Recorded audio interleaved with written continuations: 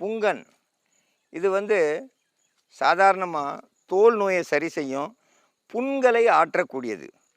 ஆறாத புண்களை ஆற்றுறதுல இந்த புங்கனுக்கு மிஞ்சி எந்த ஒரு இலையும் கிடையாது. புங்கன் இலையை பயன்படுத்தி எந்த புண்ணு மேலேயும் போட்டுட்டு வந்தால் அந்த புண்கள் சீக்கிரம் சரியாகும். அதில் உள்ள அரிப்புகள் குணமாகும். அங்கே புண் மேவி அந்த புண் இருந்த இடமே தெரியாமல் ஆகிறதுக்கு இந்த புங்க இலையை பயன்படுத்தலாம்.